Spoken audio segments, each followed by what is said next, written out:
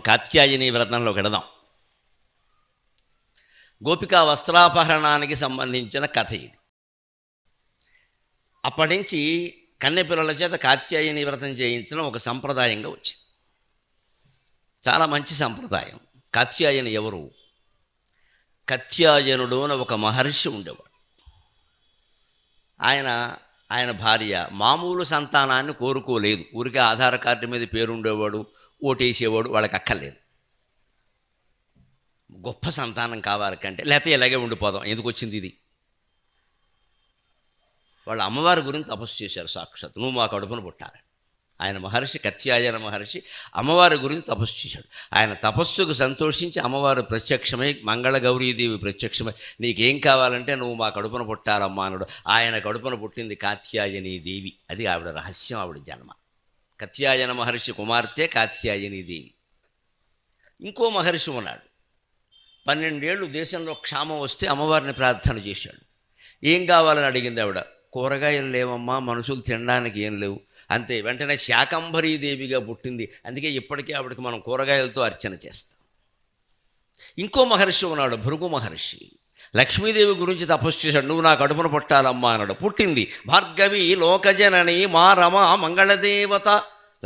లక్ష్మీదేవిని భార్గవి అంట. భృగు మహర్షి కుమార్తె. వైకుంఠంలో ఉండే లక్ష్మే ఇలా పుట్టింది. ఇంకో మహర్షి ఉన్నాడు ఆశ్చర్యంగా, మతంగ మహర్షి. మాదిగ కులానికి చెందిన వ్యక్తి. ఈ దేశంలో ఎప్పుడూ కులభేదం లేదండి, గుణాన్ని మాత్రమే చూసిన జాతి భారత జాతి. దిక్కుమాలిన కులభేదాలన్నీ ఇవాళ వచ్చాయి ఇక్కడికి. మతంగ మహర్షి మాదిగ కులానికి మూల దేవత, మూల పురుషుడు. ఆయన తపస్సు చేశాడు అమ్మవారి గురించి. ఆయన ఇంట్లో మాతంగీదేవిగా పుట్టింది. మాతంగి శబ్దమే మాదిగా అయింది పలుకుబడిలో. ఆవిడే శ్యామలాదేవి. మాతంగి మధుశాలిని కుర్యాత్ కటాక్షం కళ్యాణి కదంబవనవాసిని. కాళిదాసు ఆరాధించిన దేవత మాతంగి దేవత యొక్క ప్రత్యేకత ఏమిటంటే, ఏదైనా ప్రయోజనం మనకి వెంటనే కలగాలి, వారం రోజుల్లో కలగాలి, 15 రోజుల్లో కలగాలంటే క్షిప్ర దేవతలు అంటారు, వెంటనే కలిగిస్తారు. అందులో మాతంగి దేవత ఒకటి.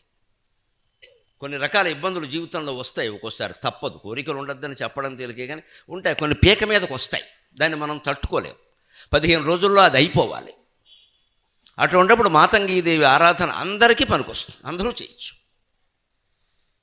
దాన్ని చేసి అంతకుముందు లేని పాండిత్యాన్ని పొందిన పండితుల్ని ఈ యుగంలో నా కళ్ళతో నేను చూశాను. నా పేర్లు చెప్పను, వారి అనుమతి లేదు, అందుకని ఈ యుగంలో చూశాను నేను. మరి అంతకుముందు ఏమీ లేదు, ఈ ఆరాధన చేసి పొందారు. అద్భుతమైన ఖ్యాతి వచ్చింది. ఖ్యాతి రావడం వరకే అమ్మవారు అటు ఇటు కొట్టేస్తుంది. మిగిలిన ఆరాధనకి శక్తి ఆరాధనకి తేడా ఉంది. శక్తికి 2 వైపులా పదును ఉంటుంది. అమ్మవారు ఆరాధన చేసేవాళ్ళు చాలా జాగ్రత్తగా ఉండాలి. రాముడినో, కృష్ణుడినో, గణపతినో, సాయిబాబానో ఆరాధిస్తే ఇస్తారు, లేకపోతే లేదు. అమ్మవారు అలా కాదు, ఇవ్వకపోతే గోబాకలు కొట్టేస్తుంది. తేడా వస్తే ప్రవర్తనలో తేడా రాకూడదు, సహించదు. ఒక్క దెబ్బ కొడుతుంది అంతే, మళ్ళీ లేవడం. ఇంకా ఎందుకు ఇచ్చానరా నీకు? ఒళ్ళు పొగరెక్కి అహంకారం చేయడానిక? ఏం చేసావు ప్రజలకి? నీ కుటుంబానికి నువ్వు సంపాదించుకున్నావు, ప్రజల కోసం ఏం చేశావు? నీకు ఇచ్చింది ఎందుకు? 15 రోజుల్లో ఇమ్మంటే నేను ఇచ్చాను, ఏం చేశావు అని వెంటనే కొట్టేస్తుంది దెబ్బ. శక్తి ఆయుధం అటువంటిది. భారతంలో శక్తిని ప్రయోగిస్తారు చాలా చోట్ల. బాణం వేస్తే తగిలితే తగులుతుంది, లేకపోతే లేదు. గద విసిరితే తగిలితే తగులుతుంది, లేకపోతే లేదు. కానీ శక్తి విసిరితే ప్రమాదం ఏమిటో తెలుసా? వాడికి తగలకపోతే వీడికి తగులుతుంది, విసిరిన వాడికి. అందుకే దేవీ ఉపాసన 2 వైపులా పదునున్న కత్తి. మళ్ళీ కాత్యాయని దేవి ఉపాసన కానీ వ్రతం కానీ అటువంటిది కాదు. వీలైతే మన కోరిక తీరుతుంది, లేకపోతే కాదు. అది సాత్విక ఉపాసన. ఈ ఉపాసనకి నియమాలు ఉంటాయి. ఇది కన్నెపిల్లలే చేస్తారు, గోపికలు చేశారు. కానీ వాళ్ళు వ్రతభంగం చేశారు. కాత్యాయని వ్రతంలో ఉండేవారు ఎవరు పొరపాటును కూడా వివస్త్రలుగా స్నానం చేయకూడదు. మగాయనంతే, ఆడైనా అంతే. ఆడవాళ్ళే చేస్తారు దాన్ని. వివస్త్రలుగా స్నానం చేయకూడదు. ఎందుకు చేస్తారంటే ఎనదు పూర్వం ఉండేవి ఆ పరిస్థితులు. ఇవో వాళ్ళ ఇబ్బందులు వాళ్ళవి. ఈ గోపికలందరూ అక్కడ రేపల్ల దగ్గరే ఒక మడుగులో స్నానానికి వెళ్ళారు, ఓ 10 మంది. అది చాటుగా ఉంటుంది, అక్కడికి ఎవరు పురుషులు వచ్చే అవకాశం లేదు. అందుకే వాళ్ళు వస్త్రాలన్నీ గట్టును బట్టి దిగారు. భారతంలో శర్మిష్ఠ, దేవయాని కూడా అలాగే వనాల్లో స్నానాలు చేస్తారు. ఆ కాలంలో ఉండేది. అక్కడికి ఎవరు మగాళ్ళు వెళ్ళే అవకాశం లేదు. వాళ్ళు కూడా ఎప్పుడప్పుడు ఈ ప్రవాహోదకం అంటారు, ప్రవాహోదకంలో చెయ్యాలగా ఎంతసేపు బాత్రూమ్ కూడా నీళ్ళే నీటి కర్మ. అందుకే అలా ఉండేది అవకాశం. అక్కడికి ఎవరు ఉండేవారు కదా, కాపలా ఉండేది. వీళ్ళు వివస్త్రులుగా అందులోకి దిగారు. వెంటనే శ్రీకృష్ణుడు అక్కడికి వెళ్ళి ఆ వస్త్రాలను తీసుకుని చెట్టెక్కాడు. ఆయన ఆక్షేపించే వాళ్ళకి ఇది ఒక బాణం, హిందూ మతాన్ని విమర్శించే వాళ్ళకి ఇది ఒక బాణం. ఆడాళ్ళ బట్టలు ఎత్తుకెళ్ళాడు. నువ్వు చూసావా భాగవతం చదివావా? ఆ ఎత్తుకు వెళ్ళినప్పుడు ఆయన వయస్సు 4 years అమ్మ. ఏం మాట్లాడతారు చూశారా? 4 ఏళ్ల పిల్లాడు ఎందుకు పట్టుకెడతాడండి? వాడు తల్లి బట్టలు కూడా పట్టుకుపోతాడు వాడు, ఎందుకంటే అమ్మ కావాలి వాడికి. అమ్మ బదులు అమ్మ చీర ఉంది అక్కడ, అమ్మ చీరని ఎలా పట్టుకుంటాడు మా అమ్మ అంటాడు. దాన్ని నువ్వు ఏం చేస్తావు? వంకర మాట మాట్లాడతావా? ఎందుకు పట్టుకెళ్ళాడు? ఆయనకి తెలుసు శ్రీకృష్ణుడు అంటే ఎవరండి? శ్రీరాము లలితామాత శ్రీకృష్ణ శ్యామలా స్వయం. శ్రీరామో లలితారూపక శ్రీకృష్ణ శ్యామలా స్వయం. శ్రీరాముడు అంటే లలితాదేవి అంశ, శ్రీకృష్ణుడు అంటే శ్యామలాదేవి, ఇందాక చెప్పుకున్న మాతంగీదేవి శ్యామలాదేవి యొక్క అంశ. గీత విద్యానుయోగాతి తృష్ణేన కృష్ణేన సంపూజ్యసి. భగవంతుడు క్షిప్రంగా అప్పటికప్పుడే 2 గంటల్లో 700 శ్లోకాలు చెప్పగలిగాడు అంటే మాతంగీదేవి మహిమ, శ్యామలాదేవి మహిమ. ఆ విషయం కృష్ణుడే ఒప్పుకున్నాడు. మనకేమిటి అభ్యంతరం చెప్పడానికి? ఎక్కడ గీత విద్యానుయోగాతి తృష్ణేన కృష్ణేన సంపూజ్యసి. గీత విద్యను నువ్వు అనుగ్రహించడం వల్ల తృప్తి చెందినటువంటి కృష్ణ పరమాత్మ నిన్ను ఆరాధించాడమ్మా అని కాళిదాసు శ్యామలాదండకంలో చెప్పాడు. కాదంటావా ప్రమాణాన్ని? క్షిప్రం అని చెప్పాం. భగవద్గీత ఆయన చెప్పలేక కాదు, సమస్య తొందరగా చెప్పాలి. ఎందుకంటే యుద్ధం ప్రారంభం. భగవద్గీత ఎప్పుడు ముందు రోజు రాత్రి, అంతకు ముందు రోజు 5 స్టార్ హోటల్లో కూర్చొని చెప్పాలి. శ్మశానంలో చెప్పారు దాన్ని. భగవద్గీత యుద్ధరంగం శ్మశానమే. అటు సేనయోరుభయోర్ మధ్యే రథం స్థాపయమే అచ్యుత. ఇటు 11 అక్షౌహిణీల సైన్యం, ఇటు 7 అక్షౌహిణీల సైన్యం మోహరించి ఉండగా మధ్యలో అర్జునుడికి నీరసం వచ్చింది. ఏం చేయమంటావు? ఎప్పుడు వస్తుందో చెబుతారా నీరసం? ఆయనకు వెంటనే సందేహాలు పోగొట్టాలి, ఆయన కర్తవ్యపరాయణను చెయ్యాలి. అందుకోసం చెప్పాడు. అంత వేగంగా అంత తొందరగా 18 అధ్యాయాలు చెప్పాలి అంటే ఒక క్షిప్రంగా అనుగ్రహించే దేవత ఉండాలి. ఆ శక్తిని తీసుకున్నాడని చెప్పాడు. అందుకే అశ్వమేధ పర్వంలో వచ్చాక అర్జునుడు మళ్ళీ ఖాళీగా కూర్చుని, బావా అప్పుడు భగవద్గీత కొంచెం కంగారులో సరిగ్గా వినలేదు, మళ్ళీ ఇప్పుడు చెప్పమన్నాడు. గోమె కొట్టేస్తానని చెప్పాడు కృష్ణుడు. అశ్వమేధ యాగం పర్వం చదువుకోండి. గోమె కొట్టేస్తాను, బుద్ధి లేదా?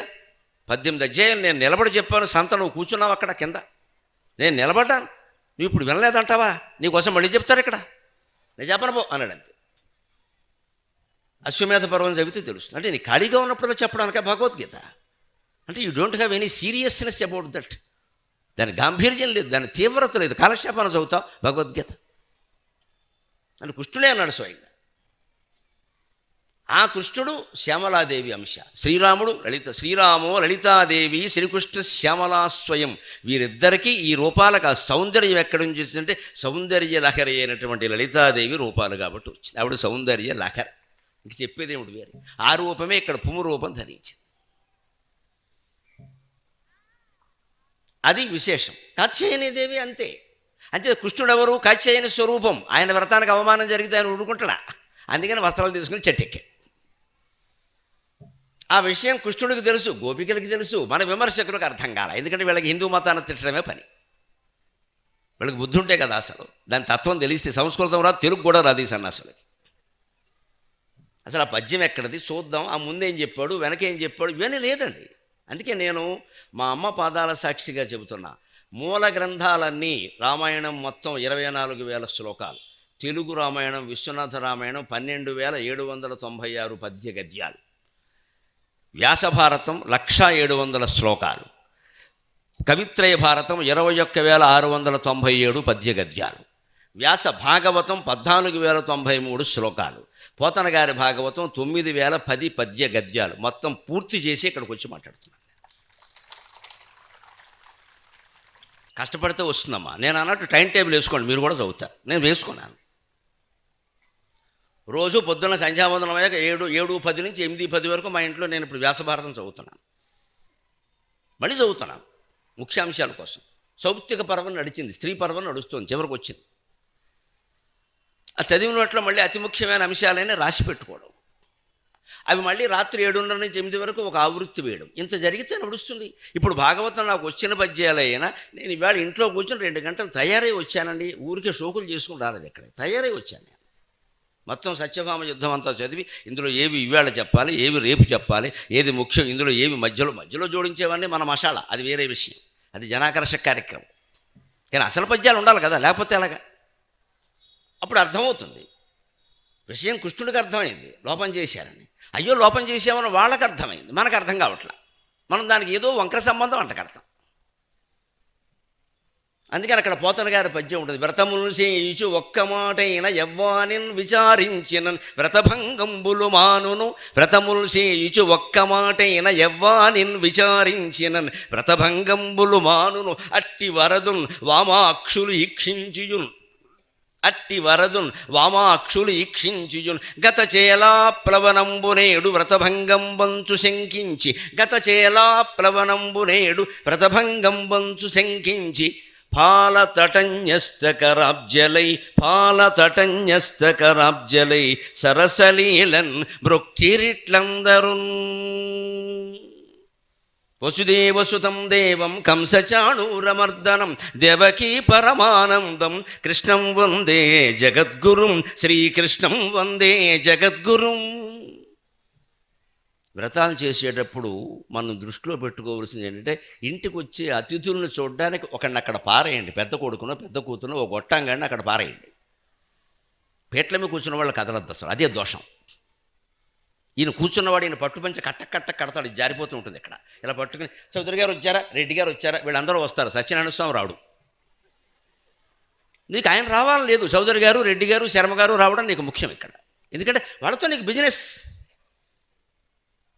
మనం శుభకార్యాలు ఎందుకు చేస్తామంటే పబ్లిక్ కాంటాక్ట్స్. ఇంత దరిద్రం అండి, ఎంత దరిద్రం అండి మన బతుకులు. అక్కడికే 1000 కోట్లు ఉన్నాయి, సరిపోదు. ఇంకా పబ్లిక్ కాంటాక్ట్, ఇంకా వ్యాపారాలు కావాలి. ఎవడో బిజినెస్ మ్యాగ్నెట్, ఎవడో బిజినెస్ మ్యాగ్నెట్ వచ్చి స్టార్ హోటల్లో ఉంటే గుళ్ళో పూజాలు ప్రసాదం పట్టుకెడతారండి. దయచేసి చేయొద్దండి, దేవుణ్ణి అవమానించకండి. ఆ సన్నాసిగాడి గుడికి రావాల్సిందే లేదా పోవలసిందే. గుళ్ళో ప్రసాదం హోటల్కి ఎలా పట్టుకెడతారండి? బుద్ధి జ్ఞానం ఉందా అసలు? వాడితో కాంటాక్ట్ కావాలి అర్చకులకి. దేవుడు అక్కర్లేదు. దేవుడి కోసం వాడు గుళ్ళోకి రావాలి. వస్తే ఇవ్వండి, లేకపోతే మానేయండి. వాడి కోసం అక్కడికి పట్టుకెళ్ళి వాడు ఎంత వాడైనా కానీ వెళ్ళకూడదు అలాగా. దేవుడిని అవమానించడం కాదు అది. సమయానికి రమ్మనండి, లేదా పొమ్మనండి. దేవుడు ముఖ్యమా వాడు ముఖ్యమా? మనం దేవుడిని నమ్మేస్తున్నాం. దేవుడిని నమ్మాలి, దేవుడిని నమ్మేస్తున్నాం. మనం ప్రయోజనం మన దేవుడు ఎందుకు కాపాడతాడు? ఒక 1000 కోట్లు సంపాదించే వరకు ఎదిగే ఒక దెబ్బ కొడతాడు, కింద పడతాడు, పోతాడు అంతే. ఈ దృష్టి మారాలి. వ్రతం చేస్తున్నామంటే నథింగ్, మొత్తం అన్నీ ఆపేయి, వ్రతం మీద ఉండాలి దృష్టి. సత్యనారాయణ వ్రతం 5 కథలు నోరు మూసుకుని వినాల్సిందే. దంపతులే వినాలి.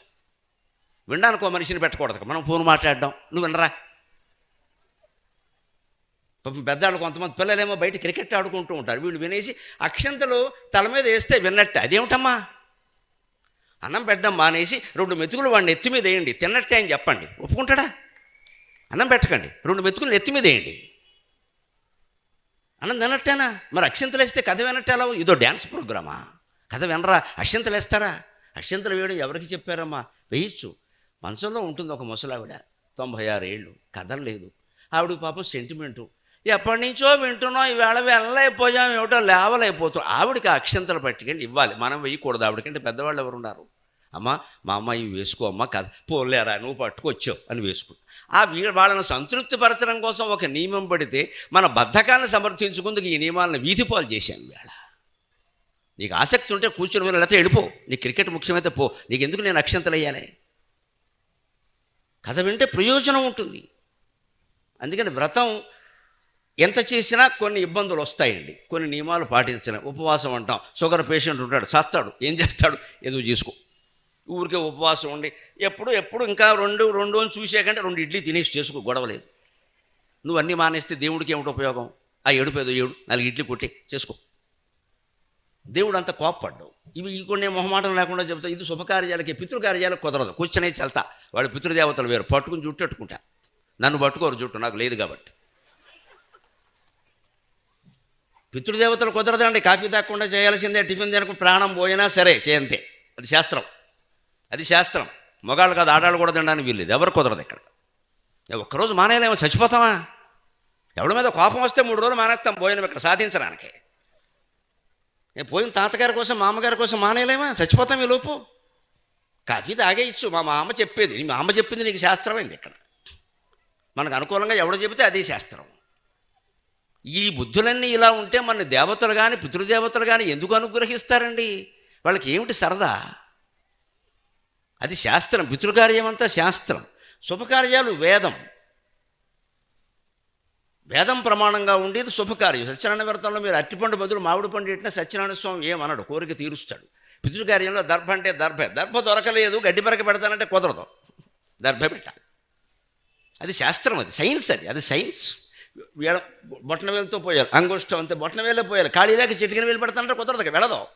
పితృకార్యాల్లో చదివే మంత్ర స్వాస స్వాహ దేవేభ్యక స్వధా పితృభ్యక, it is nothing but email password. యువతి యువకులకు అర్థం కావడం కోసం చెప్తున్నాను. మన మంత్రాలన్నీ ఈమెయిల్ పాస్వర్డ్.